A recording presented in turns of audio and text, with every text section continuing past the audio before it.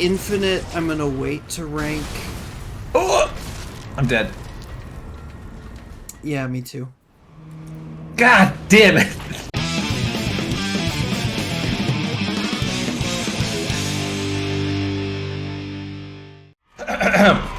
Good evening, dear Exiles, and welcome back to We Are Bad at Games, the series where Bravo and I fail at doing just anything and everything.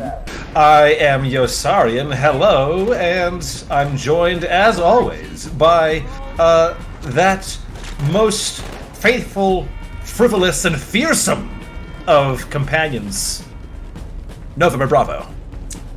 Hello, I'm November Bravo. Okay, so this time, having slogged our way through the campaign of Halo 2 Anniversary Edition on Legendary difficulty, we figured that we would give ourselves a break and give you a break from watching us stumbling like jackasses, although an inauspicious start. Maybe I should wait until after these jackasses loudly breach this door. Ow, fuck me! That's an instant kill! On easy mode. Wow. God damn it. We just cannot catch a fucking break. And we would try things on easy mode while also kind of doing a little bit of a post-mortem discussion on our impressions and thoughts and commentary and such the like on the experience of playing through Halo 2 Anniversary Edition. So right now we are zooming and booming our way through the game, see how far we can get on easy mode. And gonna be sharing with you some of our cogent thoughts and commentary. Does that about cover it, Bravo? Yeah, I think that's about the size of it. Although cogent might be kind of a strong word for what we're about to do. I'm trying to hype us up. You know, we can't. We're bad at games. Surely we're good at something, right? Maybe that something is commentary. Well, I guess we'll find out. I mean, as you said, you know, rather an inauspicious start. Given that. Yeah, but we didn't even have any enemies on screen before we died. That's true. Died without firing a single shot.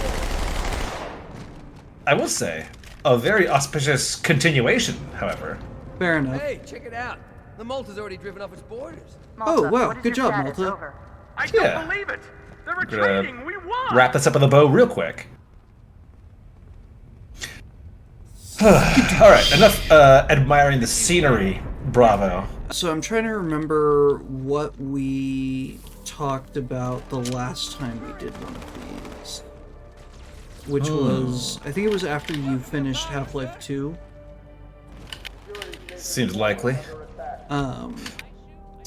Which was a slightly different affair because that was the first time you'd ever played that. Correct. Well, I guess, you know, on that note, like, it's a fundamentally different comparison, right? So, I was comparing that to a vacuum of experience. We've both played through Halo 2, but I don't know how it was for you, but it's been a long time for me. How does it hold up to, like, the idea you had of Halo 2? Like, how you remembered it, what you were expecting, you know? And I feel like, you know, I'm a fan of Halo, but, like, you're a capital F fan of Halo, right? Yes. Me being the, you know, massive science fiction stan that I am. You know, hey, I wouldn't say Halo is, like, one of my, like, top 3 all-time favorite sci-fi universes. But it's definitely up there. I would say, like... Okay, well, hang on. Stop right there. What are your top 3? I mean, Destiny? So, yeah, Destiny, Star Wars... Yes. And,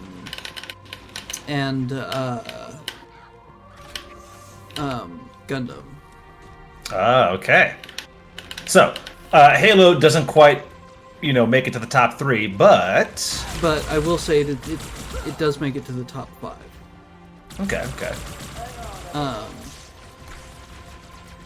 Like, you did definitely hit the nail on the head. Like, if I could go to sleep tonight and wake up tomorrow in a universe of my choice, it would definitely be Destiny.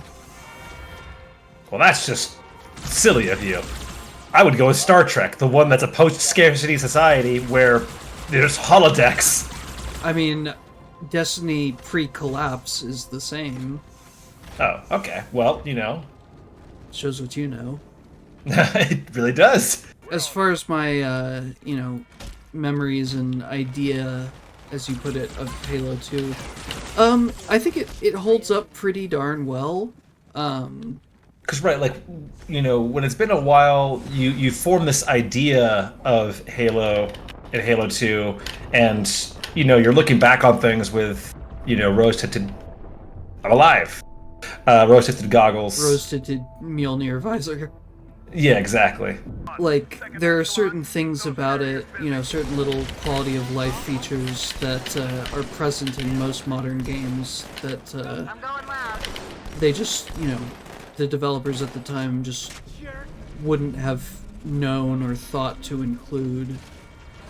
Or perhaps even if they thought to include it, like, the technology wasn't there, the budget or the, timeline. There's any number of constraints that people are working against. Sure.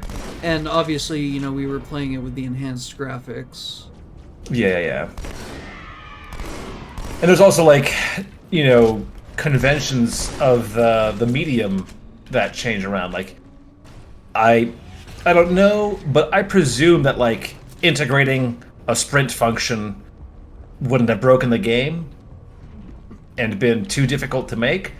But, like, the FPS as a genre has, like, grown to be a higher mobility affair over the years, just in general, right? Like but back mantling and grappling hooks and sliding and double jumps, all that good stuff. Yeah. So the ecosystem that this game was made in called for a different suite of abilities. Because, remind me, when did Halo 2 come out? Silly Bravo. Halo 3... Or, sorry, Halo 2? Yeah. You're asking about? The one that we're playing.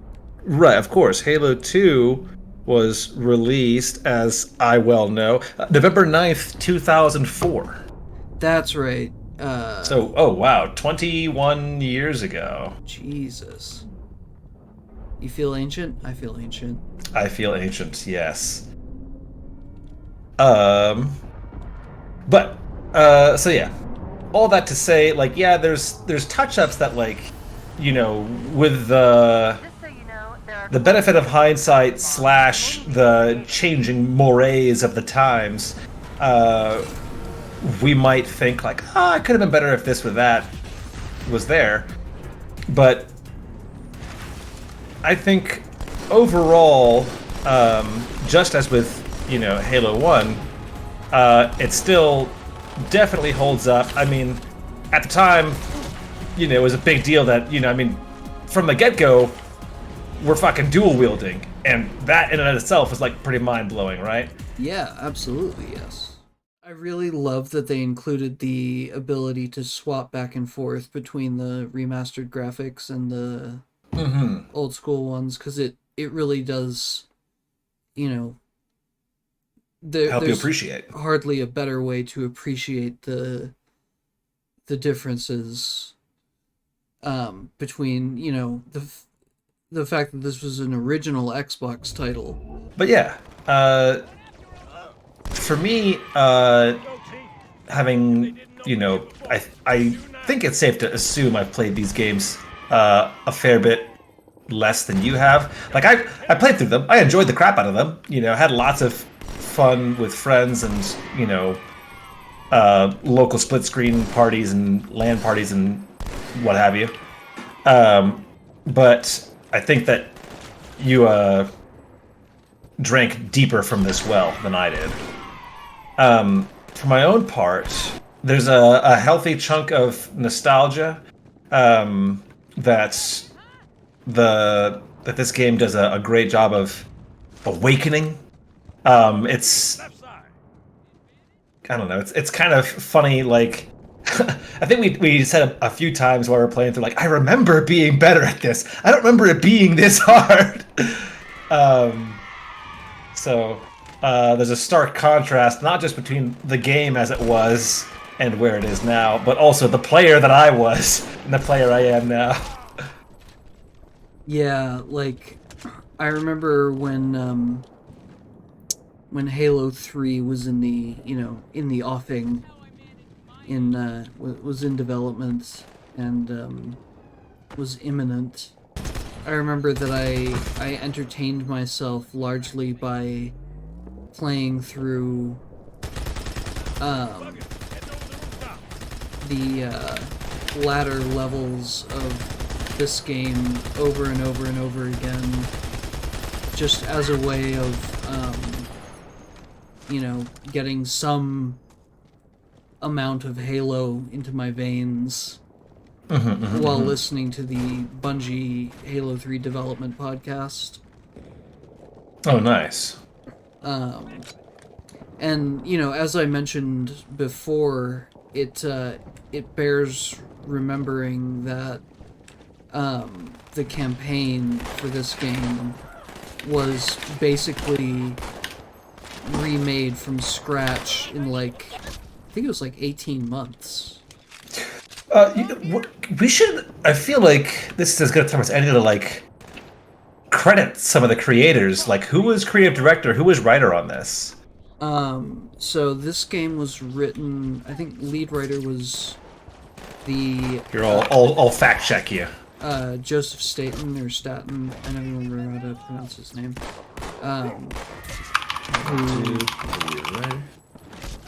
Yes, Joseph Staten. And Luke he was Smith. also director of cinematics. I remember that specifically because when I learned that was a job, Gotcha. at Bungie, I was like, oh my god. The dream. Pretty much. For those who don't know, I studied film in college, and wanted to be a director before I learned exactly what that entailed. So it looks like the director was Jason Jones, who I think is now, or before everything went to shit, was the CEO owner of Bungie. It says here he co-founded the studio with Alex Seropian in 1991. Yes, back during the days of Myth and Journeys into Darkness or something. I forget what it's called. The one where you go under a Mayan pyramid. I see. But anywho, this game was hardly made by two people, but, sounds like those two contributed to, in large part, the overall artistic tone. Let me see who's art director. Art director was Marcus Leto. So, having now played Halo 1 Remastered and Halo 2 Anniversary, how do you compare the two to one another? So, I think that Halo 2 Anniversary does a much better job in terms of staying true to the game's original aesthetic. Yeah, I'd say that's fair. I think they went way overboard with the look of the what the fuck? The look of the remastered Halo 1. Yeah, it's just a much more dramatic contrast. Just adding way too much what I remember seeing referred to at one point in the Homeworld modding community as Greeble. greebling. Yeah. I learned this term literally like 2 weeks ago. Okay. So why don't you go ahead and enlighten our exiles? Greebling is the addition of lots of like little granular detail, just for the sake of adding lots of little granular detail. Yeah, Greeble is like meant to add like a bit of like organic texture, so that, you know, things look less normal and regular and look realistically like weathered or, you know, less deliberately designed, but it can go overboard. But yeah, where do you stand on the So relative appearance? And... I agree that like when I played through this one, you know, like I can swap between the new and the old, but like I play this whole thing, you know, basically entirely in the new remastered whatnot or anniversary whatnot, and it still never like it never felt remastered. It felt not like a remaster, but like it's how do I say this? Because I don't want to understate the work that went into this. But like when you play, you know, when we played PlayStation games back in the day, like Final Fantasy, you know, 7 or whatever, like we didn't think like, oh, this looks like blocky fucking polygons. We were like, oh wow, the height of graphical fidelity. Oh my god, these FMVs are so good. And then looking back, now it looks bad, or not bad, but you know, less graphical fidelity. Sure.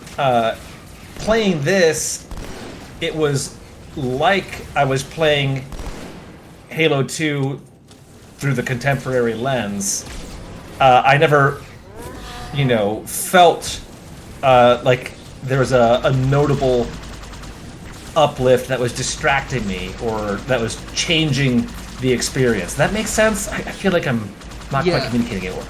No, I get what you're saying. Like, it feels like a natural update. Yes, exactly. Whereas playing Halo 1, it's like night and day. Yeah. Or, you know, perhaps, you know, more accurately, like apples and oranges. You know, this one is like, oh, it's just, now it's a nicer apple, right? And the other one, with Halo 1, it's like they changed the apple to an orange. Yeah. And so, like I said, you know, I think that this one does a better job of, like, evoking that nostalgia because it felt, you know, it felt closer to the experience as I remembered it, even through those rose-tinted goggles. I wholeheartedly agree. And actually, if you'll permit me to slightly adjust your metaphor,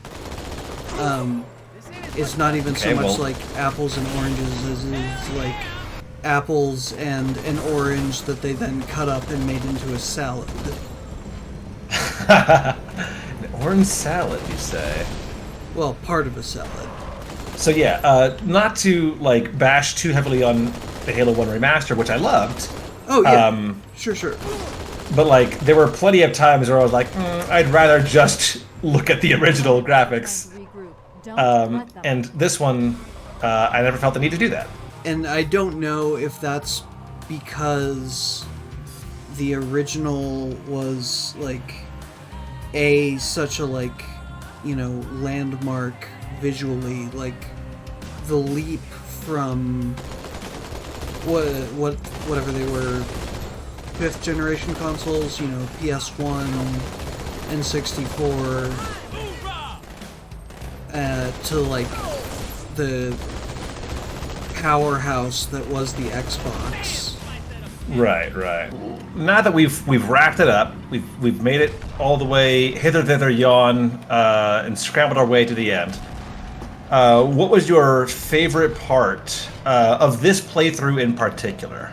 So I think, per the fact that this is, you know, at least nominally a comedy series, my favorite moment or favorite level would be the one that was like the funniest. And for you, for your money, that was. I'm trying to remember, honestly. We've been at this for so long. Right? You know, several months at this point. I honestly think this level might be a contender. This is a goofy one. What about you? I would say, yeah, either this one or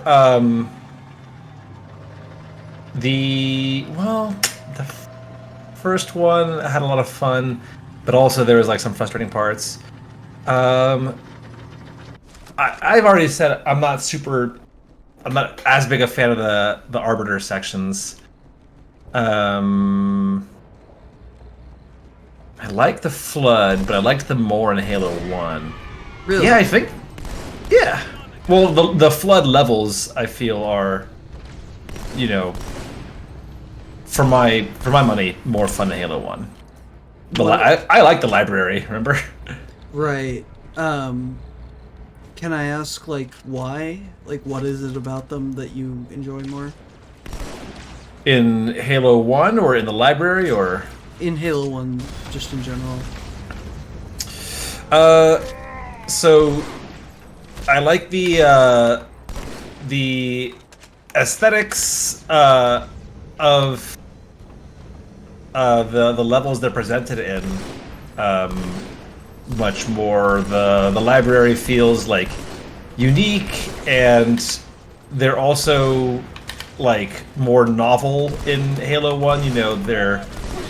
You know, you think like, it's just going to be us against these other aliens, and then it's like, oh, there's, you know, a new challenger approaches, a secret third party that you're having to manage. It suddenly becomes apparent that Bungie can, in fact, do horror after all. Yeah.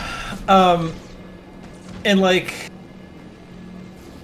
I don't know, it adds a wrinkle to the story. There's a couple of those, you know. There's like the Flood and the fact that Halo, you know, isn't just some weapon, but rather this, you know, galactic scale, you know, on-off switch. Both of those things, you know, I think are really cool reveals.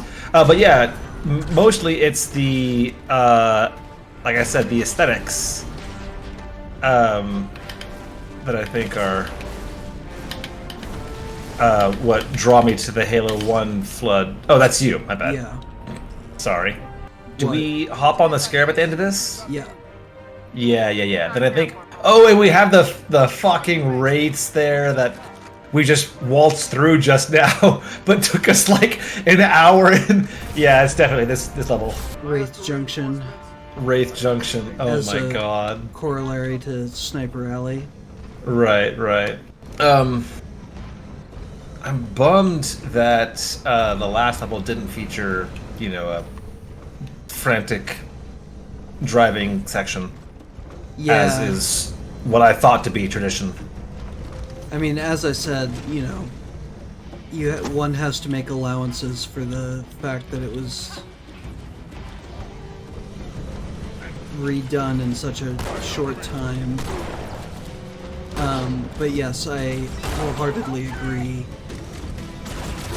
Was there a section or element, like, well, let me ask this, both in, oh my god, these guys are so strong, hang on. There we go. Is there a section of this game or a part of this game that you feel is like particularly weak, and was there a part of the series that you enjoyed less? So like, what's the weaker part overall, and what's the weaker part in this playthrough.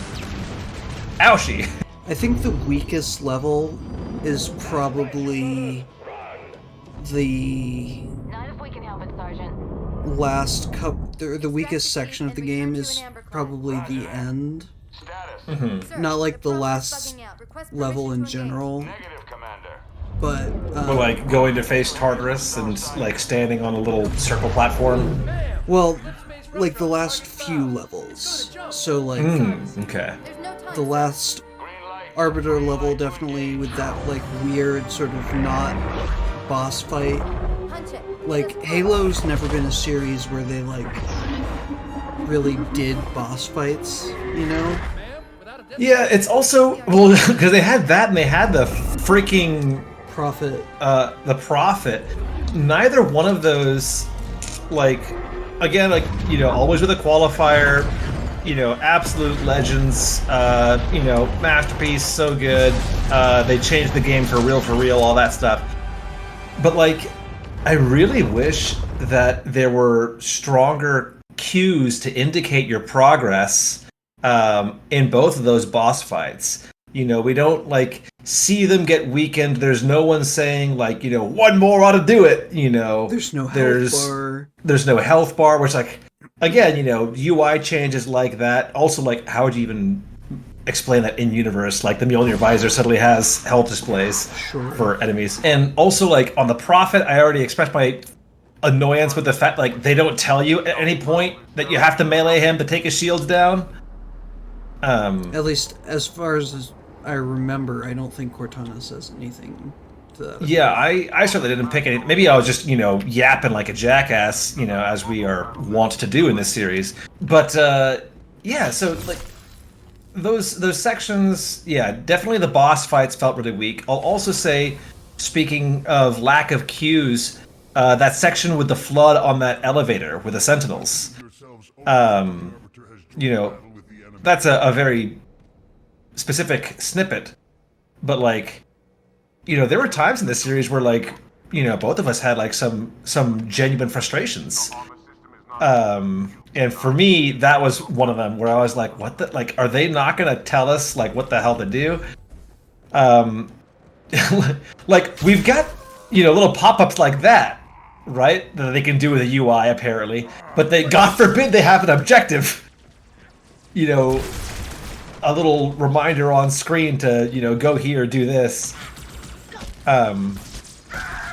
So yeah, I think those are the things that really introduce friction for me as a player, is where things are left unexplained, and like I don't know how to proceed. Yeah, I agree with you there. But yeah, like, this may come as a surprise to you, but I think this might actually be the first time that I've played through this game start to finish on Legendary. That is a surprise to me. We didn't do a Legendary run back in the day? I don't think so. I think we did Heroic. Wow, what a bunch of cowards. Because that's what Bungie has said is kind of designed as like the sweet spot. Like, Well, I don't know what difficulty we did, but if we did Heroic, I guarantee you I wasn't thinking of Bungie's authorial intent. how inconsiderate. So overall, the thing that I found most frustrating, like just about the game in general, was the respawn mechanic, or lack thereof. Oh my god, that was brutal. Like, that's part of why I suspect we didn't do a Legendary run, because I feel like I would have remembered that. Yeah. I definitely, like, because I remember the moment we discovered that on the first level, I was like, oh man, this is going to be a rough playthrough. And, you know, It was. like Nostradamus of old, my prophecy did come to pass. Again, you know, with the qualifier that they had to change a lot of things at the last minute. and knowing what you do about game dev, what were your thoughts on the narrative? The narrative. I feel like the narrative was more fleshed out in this one. More fleshed out here in Halo 2 than it was in Halo 1. They also, I don't know if it's just because, they had more, like, opportunities for those cinematics and stuff, or because Halo 1 already, like, laid the groundwork for some of this cast. But it felt to me like there was more care taken for the personal stories, which, like, Halo, like, there's you can have a large or small scale scope stories told effectively, like as you mentioned previously, Homeworld. Homeworld has kind of both. You've got Karen Sajet and her personal journey, but like it has a very like space opera or almost like mythological scope where it's the story of a people, right? And less the story of persons. And I feel like Halo 2 is more a story of persons than the story of a people. It's not 100% one or the other. But like Halo 1 is like the story of humanity fighting the Covenant as told via the Master Chief, and Halo 2 is like the story of the Arbiter and the Master Chief and its impact on humans of the Covenant. Right. It's less the story of the war and more the story of the people fighting it. Right. Or so it felt to me. There's a bit more leaning in that direction in Halo 2 than in Halo 1, which I found I enjoyed overall more. Yeah. I mean, Halo 1 story isn't bad. Quite the contrary, it's fantastically well executed for the tools they're telling it with. Right, there's just a lot less of it. Right. I will say, again, as we're flying around here, just further evidence, they have the technology for objective markers. They just deliberately choose to let us literally fly blind sometimes. Yeah, and, speaking of the Halo series in general, I think that whole, like, personal side of things is what makes Reach so great. Right, they really start to like lean into that in Reach and 4. I haven't played 5 or Infinite. And I've only played 4 the one time, and I was so turned off by the gameplay that I didn't even really stop to consider my feelings on the man, well, that'd be interesting to when we get there. Yeah, like I've played through 5 once, and I've played about, I think, like a third of Infinite, just because I was so curious as to what an open world Halo would have entailed. Right. Well, tell me nothing. I want to go in, blind as a bat. Yes. Once I realized that this is a thing we were going to be doing, I uninstalled it and ceased immediately. Oh my god. Such commitment and devotion. My hero. I didn't want a repeat of our... Well, yeah, I mean, like... the ODST debacle. Right. The great ODST fracas. Yeah. I once hurt Yosarian's feelings very badly by playing ODST. And ODS and Yosarian's feelings were more fragile back then. We've all done some growing and gotten better at communicating our expectations So Yes. a lot of learning since then. Remember, these games came out like 20 years ago. Yeah. We were once young and both of us less mature. Right. If you can believe it, we were more foolish than we are now. Oh God! Wow, did I nail you with that one? Oh, that was you, motherfucker!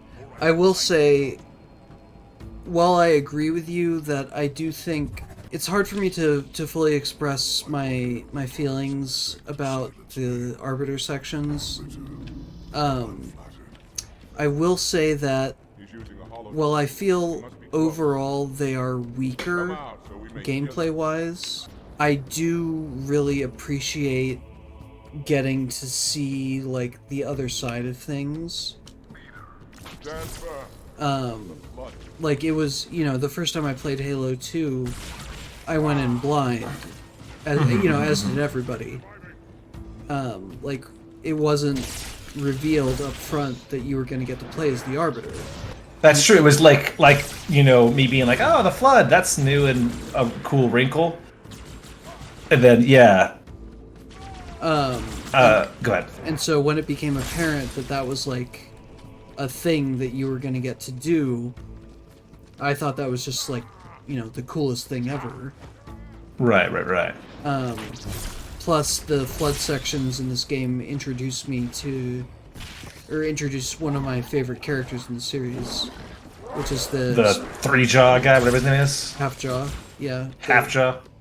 Or, as he's known in this game, the Spec Ops Commander. Gotcha. Oh, also, you know what? I just remembered my favorite part of the playthrough. And you know what? You didn't even include it in the video.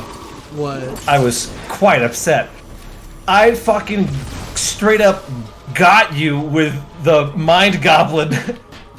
And it was like, I was like, oh my god, this is so perfect. I've nailed him with one of the great classic ha-has of our time. And it didn't even make it into the cut. I was so furious. What are you referring to? We were talking about, like, D&D monsters, and I was like, you know, like, something, you know, I wouldn't want to go up, like, against, like, a Mind Goblin. And you were like, Mind Goblin? What's a Mind Goblin? And I said, Mind Goblin these nuts! And, it was just, I was so gladdened to my marrow to have captured that on film, and then it didn't make the cut. I have literally no memory of this. Oh my god. The fact that... So wait, you had no memory? I could have just gotten you a second time! Fuck! I must have been so embarrassed that I literally wiped it from my memory. You bastard! History's written by the editors. I mean... Kinda, yeah. Well, shit. Do you have all the footage? Quick, comb through the entire series. All... whatever... 100 hours of it. If it helps, I think it's somewhere in this level, but I'm not certain. Fair enough. Well, if I find that I still have the footage from this level, I will go back and... I will take the time to go back and at least watch through the footage from this level. I have it. Okay. And if it's there, I'll include it. Just for you. Aw. My hero. Well, we'll see. Fingers crossed.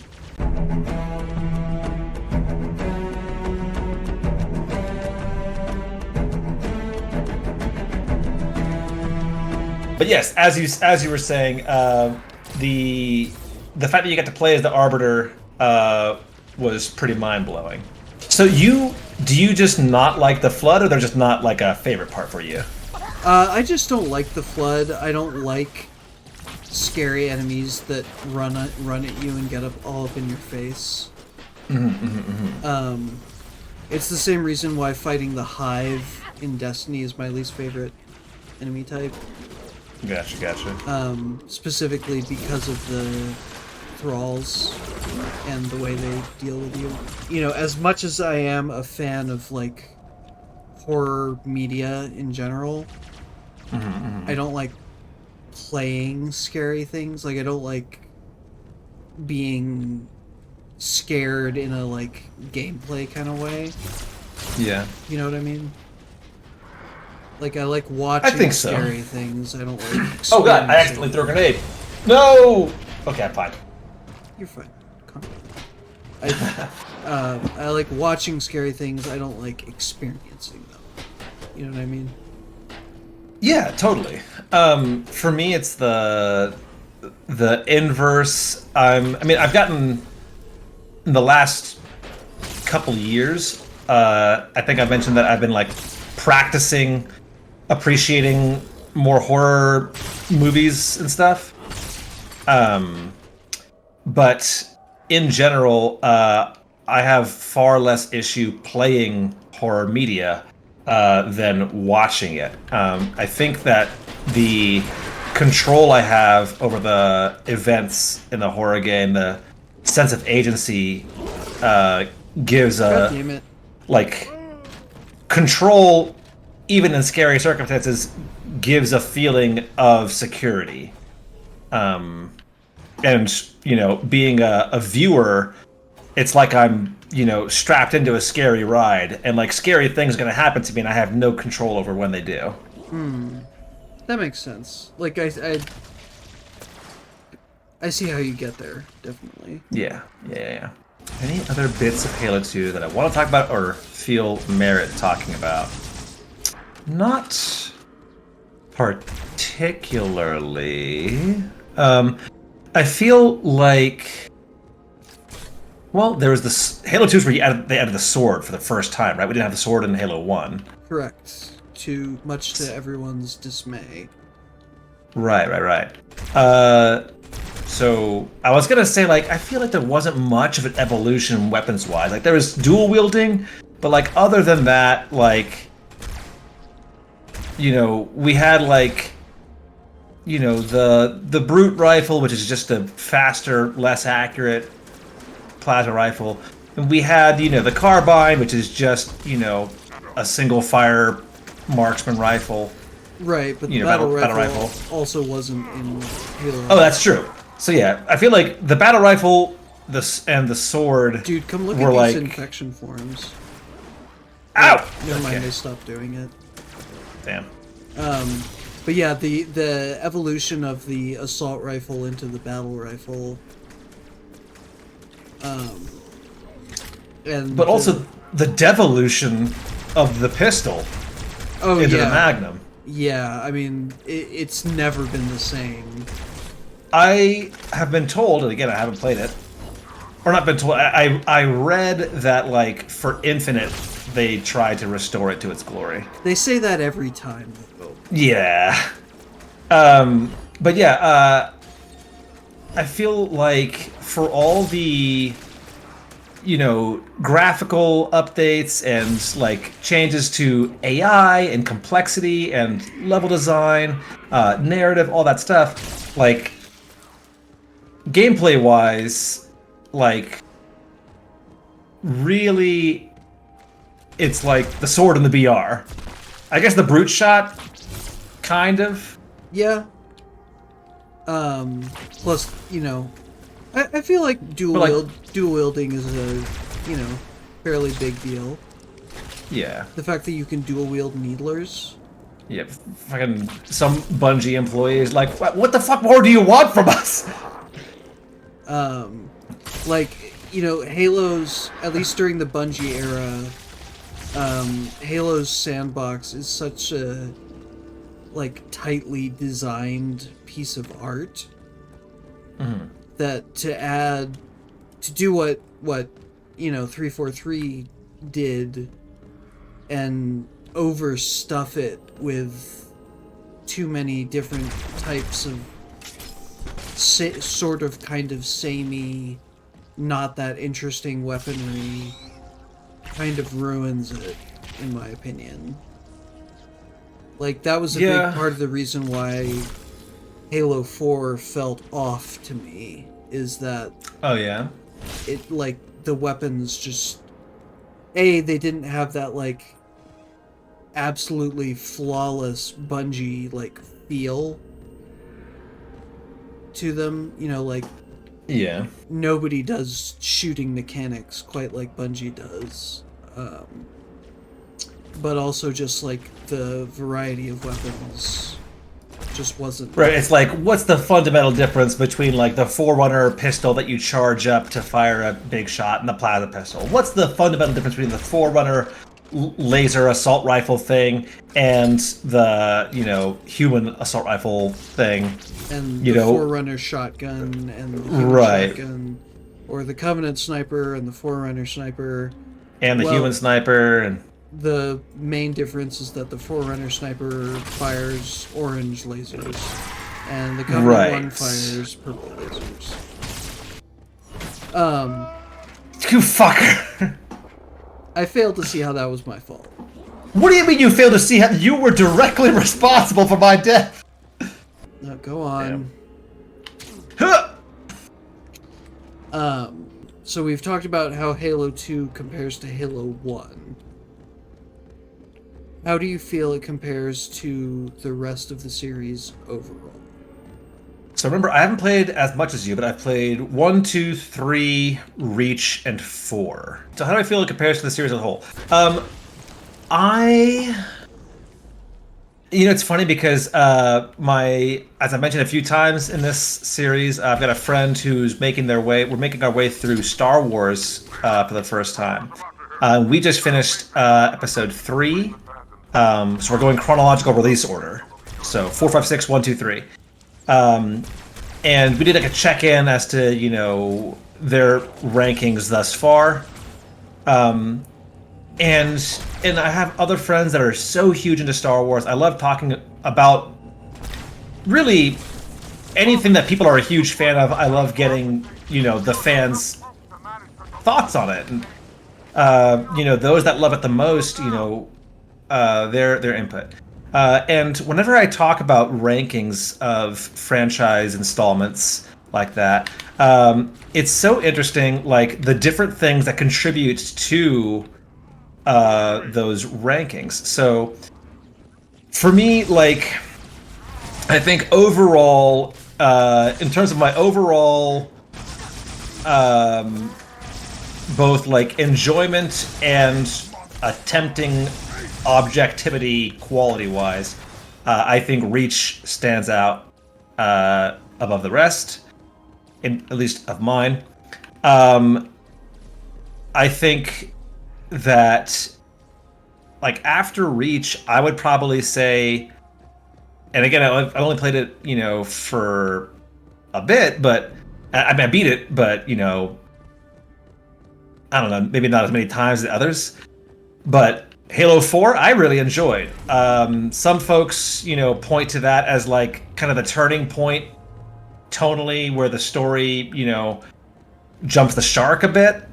I've heard /read, but I really liked just how like richly personal 4 got. I will agree with you there. Like, the broad strokes of the narrative I didn't really enjoy, but the character aspects, specifically the whole Chief Cortana dynamic, Yeah. like, that ending definitely brought me to tears. Yeah. So I would say like Reach, then 4, then I would probably say 1, not because it's, you know, quote unquote the best, but just because nostalgia's sake. Like, people often say like, oh, Empire Strikes Back is the best Star Wars movie, but like, best or not, I like Episode 4 more because it's just where the story starts, right? And there are people that are like, oh, you know, Return of the King is the best Lord of the Rings movie.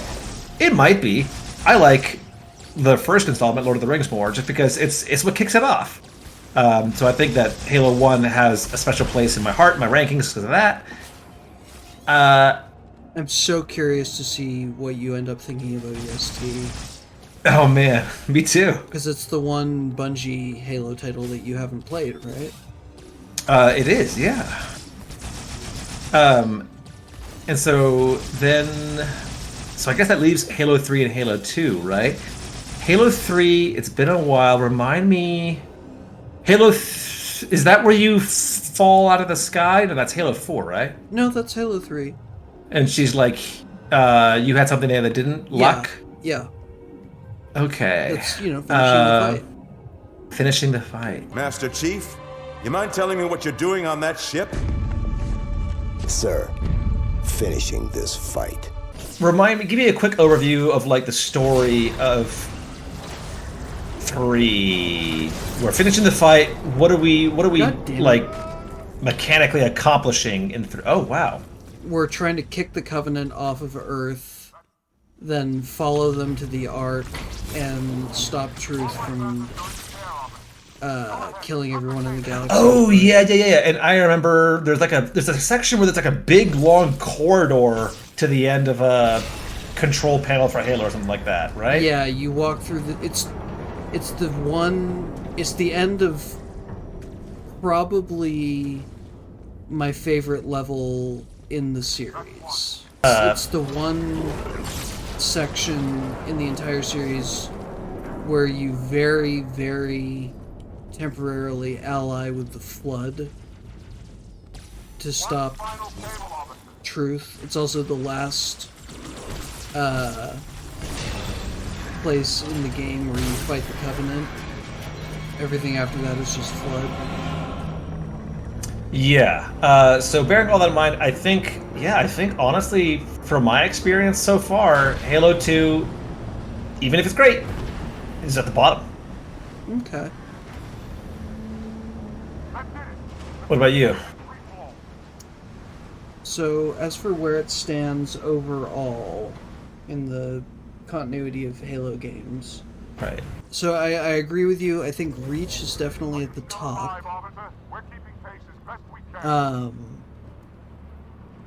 My second favorite, probably...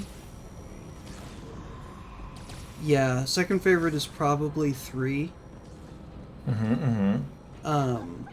And again, I as you said with Halo 1, I don't know if that's just nostalgia or what, but Halo 3 is one of the only games that I've ever actually enjoyed playing competitive multiplayer on. So, Reach 3. And then probably... You say Reach 1, 3. No, I think Reach, then 3, then probably 1. Okay. I feel kind of odd about where to put ODST, because I have very fond memories of it, but I only played it the one time. Right. And it's been, obviously quite a while. Infinite, I'm gonna wait to rank because I haven't finished it. Right. I would say at the bottom is probably 5. Just because it took everything that I didn't like about Halo 4 and removed the parts that I did like about it.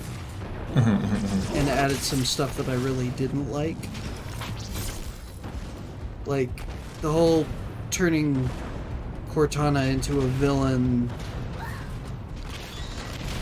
thing was just dumb as fuck. Yeah, why'd they ruin Best Girl? Right? And those, like, weird... Oh, that's right, I forgot you haven't played 5. Okay, so we answered questions about where Halo 2 stands overall in the ranking. The one other question is, that said, not just like which game overall, but in terms of the Halo series in general that we have left to go, what are you most looking forward to? Toss up between ODST and Reach. ODST just because, like we've mentioned several times, I've never played it, but also like it sounds to me like such a departure from like the vibes, right? Like in all these other games, you're the Master Chief. You're this like badass. You're kind of like the Doomslayer, right? You step on the scene and Shit the earth dies. trembles. Right. And then ODST, you're like humans. You don't have Mjolnir armor. You're raw dog in the battlefield. Like, you're not, just a guy, but Right. You're a badass Marine, but like compared to the Chief, you are kind of just a guy. In as much as Right. anybody is kind of just a guy. yeah. Or a gal. And so yeah. And so I'm really curious about how that'll feel, and how they balance that experience. Like what's legendary on that gonna be like? Oh god. Yeah, I hadn't even considered that. And then Reach, just because it's a fantastic story. I'll be a little not bummed. Well, I mean, kind of bummed, disheartened at the fact that like we're not gonna get the chance to like really represent like Reach multiplayer, because like you get a chance to experiment with the various armor abilities in Reach through the gameplay, but it's not at all the same as when you're playing, in PvP with them. God, the amount of times, like I loved the mini game of armor locking, and then playing the guessing game with whoever you're dueling of like, when are you going to pop out? But yeah, they were such a fun evolution from the equipment in Halo 3 and ODST. So what about you? What are you most excited for that yet remains? So, obviously, like, getting to, experience my favorite bits of the various games, Careful, we're coming up on another structure. playing through Halo 3 again, playing through the entirety of Reach again. But honestly, I think what I'm most looking forward to is Infinite, actually. Really? Yeah. Just because it's new? Just because it's new, and like as I said, I played through a little bit of it, but I didn't really get far and like into the like open world portion of it hardly at all, and so I'm so curious to see like how that whole thing shakes out, like what an open world Halo game looks and feels and plays like, even if it's not a Bungie title. And also, just the joy of getting to experience a whole new Halo game with with my best bud. A whole new world.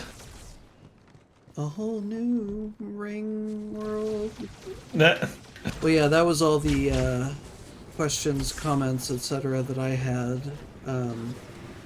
Is there anything else you feel merits discussing? Only that this part also sucked. Oh god, I remember this part. Yeah. Vividly. Yeah, I don't have anything else that really springs to mind. But I guess only that it's a great game, a lot of fun. Recommend it to other folks. Might recommend playing it on, easier difficulty than Legendary. Personally. So those were our thoughts on Halo 2 and Yeah. On and around Halo 2. Halo at large. Yeah, thank you so much for sticking with us through this odyssey. I'm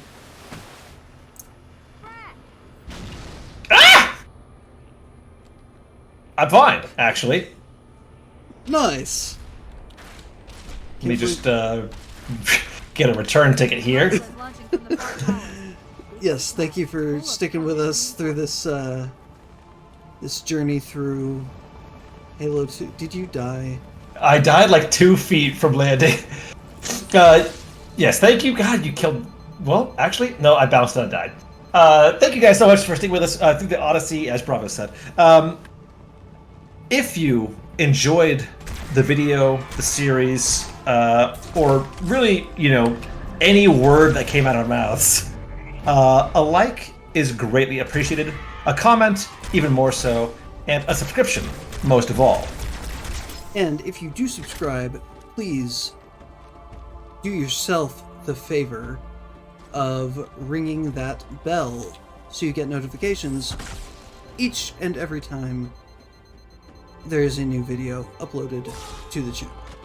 Oh, they were nice enough to And if you'd like additional details and information, you can find them along with a link to the community Discord in the description below. Yes. Anyways, take care until next time. This is November Bravo. And this is Yosarian. And we are bad at games. Over. And out. Little bastard Good jumped evening on to big one. Bravo's dear exiles. Last time on We Are Bad at Games, we defeated the Covenant and saved the world forever. The world's plural. The world's plural, yes. Maybe I should wait until after these jackasses loudly breach this door. Ow, fuck me! That's an instant kill.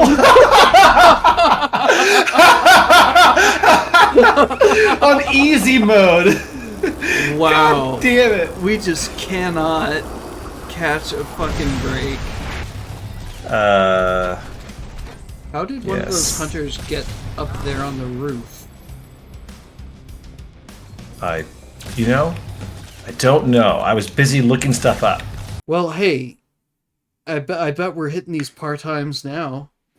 Yeah, I think you're... Oh god, my controller! Jesus Christ! I don't know why I waited for you. Uncharacteristic kindness on my part. Well, just don't let it happen again. So... Oh no! Ooh, Survive! Oh. that was... It's a little bit of parkour! that was so lucky. It's pure skill, baby. Honestly? Oh, that was weird. Because I have, hardly any memory... Oh, I've walked Hey, off the you did edge. the same thing I just did. Where you walk around it. All right, that was my fault. And let me go ahead and walk you through my process here. The thinking was, grenade jump, skip all this stuff, and I knew that there were barrels, but I figured that I threw my grenade down with sufficient distance from any barrel that it wouldn't kill me. Even if it blew up one of those barrels, like, I'd be long gone sailing through the upper atmosphere towards the end of the level. Little did I suspect that blowing up one of these barrels would cause a wildcat destabilization and set off the entire room of barrels and kill not just myself, but everything in 3 galactic radii. 3 radii of the galactic center. There you go. They were... And so, armor yeah, abilities that- were such a fun... God damn it. It's fine. As long as I survive, we get to keep playing. Were such a fun... You... It's Fair not enough. my last rocket. I deserved that, and the one before it, and the one before Are that. you back yet? Am I fucking No. this up? Oh, okay. Hang on. Let me try and unfuck this.